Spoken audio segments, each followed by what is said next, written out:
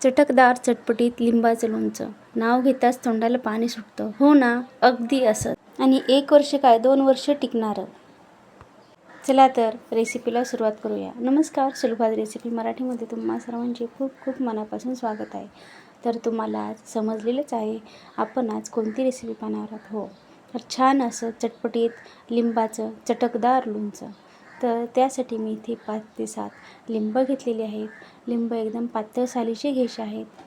बिना डागाची लिंब घ्यायची आहेत आणि स्वच्छ धुवून घ्यायचे आहेत आणि कॉटनच्या कपड्याला किंवा स्वच्छ असा नॅपकिन घेऊन त्याला पुसायचे आहेत. एकदम कोरडी करून घ्यायची आहेत. शक्यतो इथे आपण कागदी लिंबाचा वापर करणार आहोत. क्रश लिंबू लोणचे करण्यासाठी आपण इथे 7 ते 8 लिंब घेतलेले आहेत, कागदी लिंब. आणि 1 ते 1.5 वाटी गूळ घेतलेला आहे. 1 ते 1.5 चमचा मिरची पावडर आणि चवीपुरते मीठ इथे घेतले आहे. त्यासाठी आपण लिंब कट करून घेणार आहोत. लिंबाचे बारीक फोडी करून घ्यायच्या आहेत. जेवढ्या शक्य होतील तेवढ्या बारीक फोडी करून घ्यायच्या आहेत आणि लिंबामधल्या बिया पूर्णपणे काढून टाकायच्या आहेत. लिंबाची जर बी राहिली त्यात तर लोणच्याला कडवट चव येईल. या पद्धतीने पूर्ण लिंबाच्या फोडी करून घ्यायच्या आहेत आणि बिया देखील पूर्ण काढून घ्यायच्या आहेत. या पद्धतीने लिंब पूर्ण कट करून घेतलेले आहेत. एकदम बारीक बारीक फोडी करून घेतलेले आहेत. लिंब पूर्णपणे कट करून घेतल्यानंतर परत एकदा चेक करून घ्यायचं आहे, जेणेकरून एखादी बी वगैरे जर गेली असेल तर ती काढून टाकायची आहे. आणि लिंब पूर्ण कट करून घेतल्यानंतर आपण मिक्सरच्या भांड्यामध्ये 2 बॅचेसमध्ये लिंब बारीक करून घेणार आहोत. या पद्धतीने एकदम बारीकही करायचं नाही. या पद्धतीने बघू शकता, थोडंसं जाडसर ठेवलं तरी देखील चालेल. आणि हे आपण दुसऱ्या भांड्यामध्ये काढून घेणार आहोत.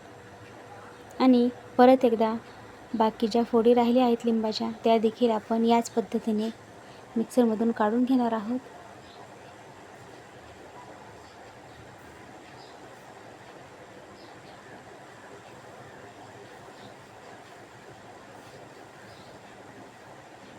या पद्धतीने पूर्ण लिंब आपण मिक्सरमधून काढून घेतलेले आहे.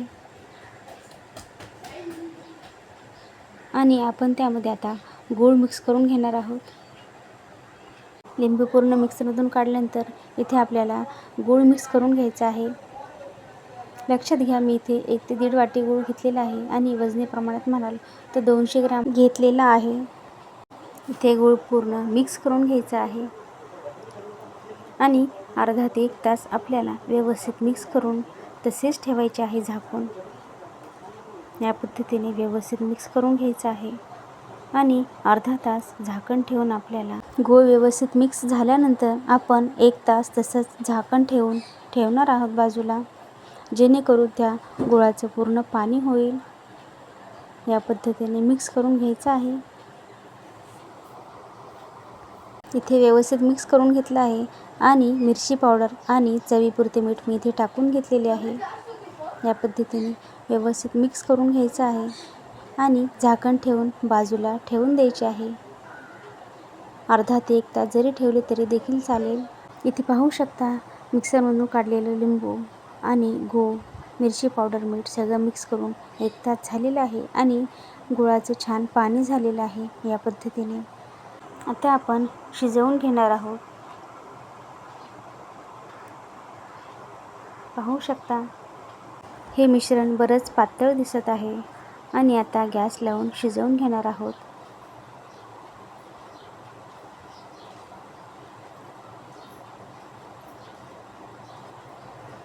छान व्यवस्थित हलवून घ्यायचं आहे.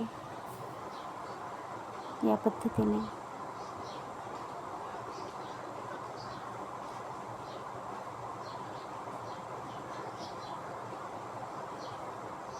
आपण गॅस चालू करून 2 ते 3 मिनिट झालेली आहेत. आता पाहू शकता, छान उकळी फुटलेली आहे या मिश्रणाला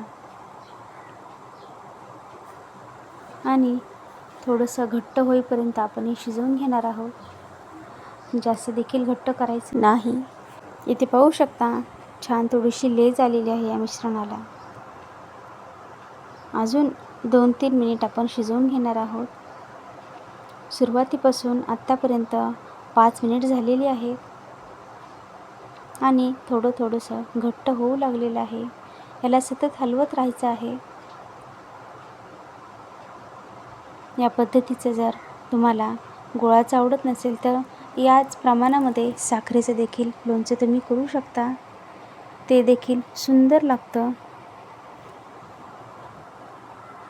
आणि आता छान तयार झालेलं आहे आपलं क्रश लोणचं. पाहू शकता गॅस बंद केलेला आहे आणि आपण आता हे असंच रात्रभर झाकण ठेवून थंड करून घेणार आहोत आणि नंतर स्वच्छ अशा बरणीत भरून घेणार आहोत.